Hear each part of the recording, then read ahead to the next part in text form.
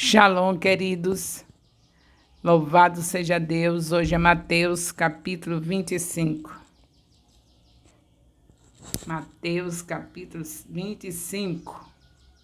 Em Mateus, capítulo 25, nosso estudo é retratada uma parábola das 10 virgens que nos mostra que a qualquer momento o Senhor pode voltar e que devemos estar prontos. Essa parábola retrata também que não devemos nos acomodar não devemos nos acomodar, pois o grande dia se aproxima. Além disso, ressalta que Deus confiou a cada um de nós dons espirituais e talentos para a propagação do Evangelho. Dessa forma, devemos utilizá-los com lealdade, sabedoria e dignidade. E não devemos nunca cair no pensamento de que somos insignificantes ou inúteis, pois cada um de nós temos o nosso valor e não devemos de forma alguma nos comparar. Mateus 25 tem um contexto histórico. O contexto da época fala de um alerta sobre a separação dos homens bons e ruins. Fala ainda da volta repentina do Senhor. A parábola das 10 virgens está posicionada no Evangelho de Mateus, logo após o sermão escatológico de Jesus. Então, vemos Mateus 25, de 1 a 5, falando da semelhança do reino dos céus. Semelhança do reino dos céus. Enquanto a parábola anterior advertiu contra o adiantamento da preparação para a vinda do Messias, esta admoesta contra uma preparação que se mostra inadequada para a longa demora que precede a sua segunda vinda. Mateus 25, de 6 a 9, o retorno do noivo. Louvado seja Deus. A última coisa que as virgens esperavam era que o noivo chegasse à meia-noite. Isso denota a subitaneidade da volta de Jesus. Mateus 24, 36. O grito anunciando a chegada do noivo é paralelo ao toque da trombeta em Mateus 24, 31. Então, Mateus 25, de 10 a 13, fala da insensatez das virgens. As virgens insensatas representam aqueles que fracassam na perseverança e deixam de esperar pelo retorno de Jesus com vigilância constante. A exclamação Senhor, Senhor é idêntica àquela dos falsos discípulos em Mateus 7, 21. Não vos conheço, ecoa Mateus 7, 23. A expressa exclusão do reino do Messias, a parábola não descreve um discípulo verdadeiro que perde a sua salvação, mas um falso discípulo cujo compromisso com Jesus foi deficiente desde o início. Então, essa expressão, não vos conheço, não é para aquele discípulo que foi bem, mas o discípulo que foi deficiente desde o início. Ao descrever-se com o noivo espiritual, a descrever-se como um noivo espiritual, Jesus identifica a sua divindade. Deus foi muitas vezes representado como um noivo no Antigo Testamento. Isaías 54, de 4 a 6, Ezequiel 16, de 7 a 34, Oséias 2, 19. Mateus 25, de 14 a 30. O reino dos céus. O reino dos céus. Louvado seja Deus. Todos esses versículos de 27 a 30 fala do reino dos céus. O homem, em uma longa viagem, simboliza Jesus e a prolongada demora que precede sua segunda vinda. Os talentos, moedas gregas, cujo valor equivalia ao salário referente a 6.000 talentos. Está se falando de moedas gregas, cujo valor equivalia ao salário referente a 6.000 dias de trabalho. Representam os recursos financeiros, os dons, os privilégios, as oportunidades que Jesus confia a seus discípulos. Os servos fiéis, discípulos verdadeiros, usaram seus dons e recursos de modo responsável e foram generosamente recompensados. Os servos perversos e preguiçosos, um falso discípulo, fracassou em usar os recursos e foi severamente punido. Ele tentou justificar o seu fracasso, atacando o caráter de seu senhor. Contudo, o tratamento dado pelo Senhor aos outros servos demonstra que a difamação do servo mau era injusta. Enquanto Jesus deixava o templo, ele profetizava: não ficará aqui uma pedra sobre outra que não seja derrubada. Esse momento da profecia de Jesus se cumpriu em anos 70 a.C., quando o general romano Tito liderou a destruição de Jerusalém. Mateus 25, de 31 a 46, fala das ovelhas do Senhor. capítulo 25, de 31 a 46. Nesses versículos nós podemos ver falando. E nós vemos que essa passagem usa a linguagem figurada, pastor, ovelhas, bodes, tirada de Ezequiel, capítulo 34, versículo 17, tirada de Mateus 25, de 32 a 33. Porém, o restante é muito literal para ela ser classificada como uma parábola. O restante é muito literal para ser classificada como uma parábola. A passagem é assim melhor recebida como uma descrição do julgamento final. É melhor descrever essa passagem da Bíblia como uma descrição do julgamento final. Os versículos 31 e 34 definem o título, Filho do Homem, como rei. Nota isso em Mateus 8:20. O rei Jesus julgará as pessoas com base na recepção e tratamento que elas dispensaram aos seus menores irmãos. À luz de Mateus 12:50, as palavras se referem aos seguidores de Jesus que buscam fazer a vontade de Deus. Então, de acordo com que você cuida daqueles que buscam fazer a vontade de Deus, como está em Mateus 12:50, é desse jeito que se sabe quem é você, se você está realmente fazendo a vontade de Deus. Fazer a vontade de Deus é justamente honrar aqueles que estão representando o Senhor. Assim nós vemos em Mateus 12:50. Você precisa fazer de tudo para abençoar aqueles que estão pregando o Evangelho, que estão sendo representantes de Deus. Então abençoe. Abençoe porque é importante desde o princípio. Ninguém ia na antiga aliança a um profeta sem levar uma oferta para o profeta. Então isso não mudou. Deus continua querendo que sejam honrados aqueles que estão pregando a palavra.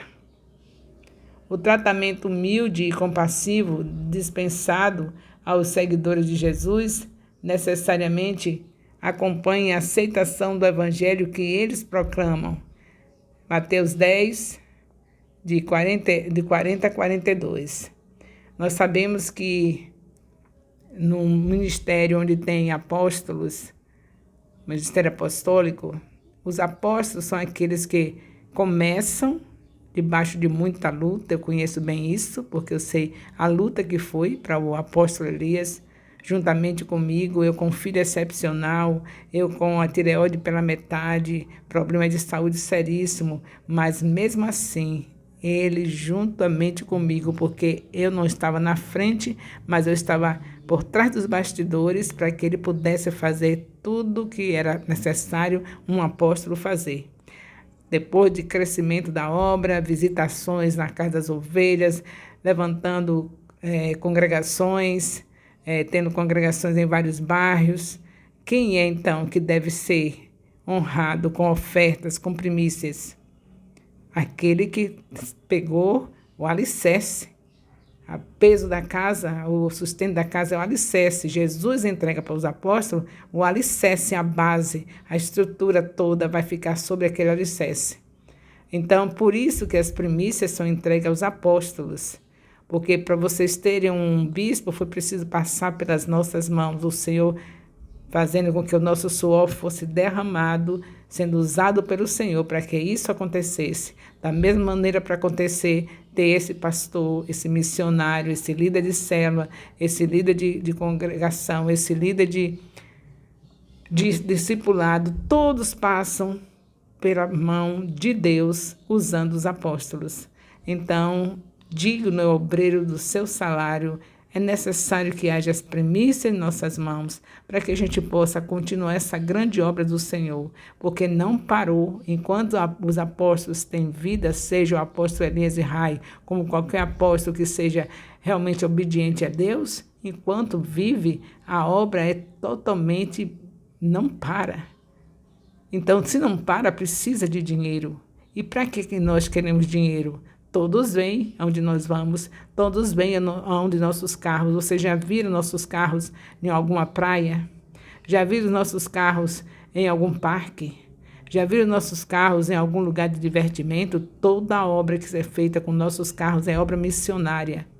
Eu me lembro do carro, o HB20, no dia que chegou já tinha... a gente nem sabia como dirigir o carro ainda direito, já estava passando para a mão de missionários para esse carro já em lugares que a gente tinha que levar pessoas, tinha que ver pessoas, tinha que levar essas vidas à mão do Senhor Jesus. Então é uma obra missionária, carros, casa, tudo nosso. A nossa casa só não é visitada por quem não quer vir. Os convites que eu faço diariamente para as pessoas virem conversar comigo, para nós estarmos edificando vidas. Então, é um trabalho árduo e eu espero que não pequem, que nós não venhamos a pecar, nem induzir outras pessoas a pecarem, quando se tratar de dar primícia aos apóstolos. Quando se for contrário a isso, está se pecando. É pecado a gente fazer uma coisa dessa. Desonrar os homens, um homem ou uma mulher de Deus que estão a serviço da obra do Senhor. Nós sabemos também que o Senhor diz em Gálatas capítulo 6, versículo 6, que aqueles que são instruídos repartam os seus bens com aquele que o instrui. Então, aqui um trabalho como esse, são celulares, não é um celular só para fazer esse trabalho, são vários celulares. E esses celulares estão se estragando. É diariamente esse processo de estudo de célula, de estudo discipulado. Então, será que a gente tem que ficar sem um celular por falta de primícias que o povo entregue? Porque nós temos que usar daquilo que nós recebemos do povo, porque não estamos trabalhando no trabalho secular. Como vamos fazer isso? Se a gente passa o dia todo em serviço do povo de Deus. A gente não pode estar fazendo outro tipo de trabalho. O nosso trabalho é com o povo de Deus. Então, é por isso eu quero que nesse momento que estamos falando de ajudar, de estar abençoando os profetas, os discípulos do Senhor Jesus, como está se falando aqui nesse capítulo 10, versículo 40 a 42 de Mateus, nós estamos repassando algo que já estudamos esse capítulo, né? E nesse capítulo aqui, nós estamos repassando, porque esse capítulo 25 nos dá motivo para estar repassando. Então, é bom que a gente não se esqueça que a obra de Deus é feita com dinheiro e os apóstolos não recebem dinheiro caído dos céus. O povo de Deus ficou com a responsabilidade de primiciar apóstolos para os apóstolos continuarem a obra que Deus deixou na mão deles. Nós ainda temos muitos bairros que não foram ainda implantados, congregações. Ainda temos muitos missionários para a gente estar investindo na vida deles. E como fazer isso? Só pode ser assim. Por isso que nos aniversários a gente não quer que dê presente, a gente quer que bote no envelope uma oferta em cada aniversário. Não é para dar presentes. A gente não tem precisão de estar desfilando com roupas, não tem precisão de estar desfilando com calçados. A gente tem precisão de fazer a obra de Deus. Gravatas, nada disso. A gente só precisa fazer a obra de Deus. Então, até os nossos aniversários, a gente renuncia a qualquer presente que venha. Seria bom para a gente ter roupas novas, ter tudo isso, mas a gente sabe que é primeiro o reino de Deus e a sua justiça, e as demais coisas nos serão acrescentadas. Então, a gente não conta com roupas, calçados, nem de presente, nem está de vitrine procurando isso. A gente precisa de dinheiro para fazer a obra do Senhor. E quem dá, acompanhe-nos. Se alguém dá duvidando, só é nos seguir, para ver para onde vai o dinheiro das primícias. Com certeza, nós estamos à vontade. Saímos com vários discípulos, que são pessoas que são nossas testemunhas, para fazer a obra do Senhor. Ver que nosso carro é usado só para isso. Não tem nenhum erro se a gente tiver de sair para algum lugar para fazer um momento com o nosso filho excepcional, numa praia, mas a gente não tem nem tempo para isso. Estamos tentando nos programar para pelo menos uma vez no ano pegar o nosso filho especial para levar em uma praia, levar em um lugar bonito para ele se divertir. Mas nem tempo a gente tem para isso. E se tivesse, não seria pecado. Porque, afinal de contas, quem não cuida dos seus é pior do que os infiéis. A gente está procurando tempo para isso. E vamos ter, em nome de Jesus. E com certeza não haverá censura, porque o Senhor Deus também deu direito aos seus filhos, que são apóstolos, cuidar da sua família. Então, a gente está procurando esse tempo. E vamos ter, em nome de Jesus. Aos 75 anos, pelo menos a partir de agora, a gente terá um tempo também para o nosso filho especial, que já está com 48 anos. Mas é assim, desse jeito. O Senhor mostrando para nós aqui em Mateus 25, o tempo todo, em cada versículo que vocês vão lendo, que nós estamos lendo, o tempo todo o Senhor falando da obra dele, que devemos fazer essa obra. Não podemos esquecer que ele virá e ele vai querer encontrar a sua igreja fazendo assim as boas obras para que seja glorificado o nome do Pai que está nos céus. E vamos chegar logo, logo em Mateus 25. E quando chegarmos em Mateus 25, nós veremos, quer dizer, logo, logo já chegamos em Mateus 25, não vamos chegar. E vemos que está escrito a partir do versículo 31 até o versículo 46, as boas obras que têm que ser feitas. E por isso não somente apóstolos devem ser abençoados com primícia, mas todo o povo de Deus fazendo isso, abençoando o profeta, abençoando os apóstolos, terão também o direito de prosperidade, porque a obra do Senhor, a partir do versículo 31 desse capítulo 25 até o 46, a gente vai ser chamado desse jeito. E como é que vamos fazer essa obra se não estivermos prósperos? E muitas coisas nos levam à prosperidade. Uma delas é meditar na palavra de dia e de noite. Nós já estamos fazendo isso, né? 3 capítulos por dia em nossa casa, pela manhã, enquanto descansa o almoço. E também ao anoitecer, fazendo o culto doméstico. Meditar na palavra, prospera. Abençoar os profetas, os apóstolos, prospera. Dizimar, prospera. E andar bem com seu irmão. Não falar mal do seu irmão, principalmente dos seus líderes. Quando ele não estiver bem, vai a ele e fala para ele. É assim que Deus manda. Não sair falando com um e com o outro da vida de apóstolo, de bispo, de pastores, de ninguém. Porque isso impede a sua prosperidade. Você pode ser o dizimista que for, o ofertante que for, o primiciante que for. Pode ser tudo. Pode ser aquele que lê a palavra, medita de dia e de noite, que também prospera, medita na palavra, prospera. Mas se você não estiver bem com seu irmão, não vai ter prosperidade. Portanto, quando você levar o dízimo, quando entregar a primícia aos seus apóstolos, quando estiver colocando as ofertas, Veja se está com algum problema com o irmão, porque Deus não aceita. Você entrega tudo e não vai ter os resultados que são ditos. O resultado é prosperidade, mas quando você vê que não está prosperando, pode ver o que está acontecendo com você e o seu irmão. Porque Deus diz que se tiver com problema com o irmão, volte primeiro, vá se reconciliar com ele, para depois então você entregar a primícia dos apóstolos, entregar a oferta, entregar os dízimos. Faça isso primeiro, para depois não se queixar. Eu fiz tudo isso e não fiquei próspero. Pode examinar seu coraçãozinho, pedir ao Espírito Santo para lhe mostrar quem é a pessoa que você precisa pedir perdão. O amor de Deus, nosso Pai, a graça salvadora do nosso Senhor Jesus Cristo, a comunhão do Espírito Santo seja com todos os líderes de células, componentes de células, discipuladores e discípulos do Ministério Apostólico Internacional Filho de Jerusalém, desde agora e para sempre. Amém. Louvado seja Deus.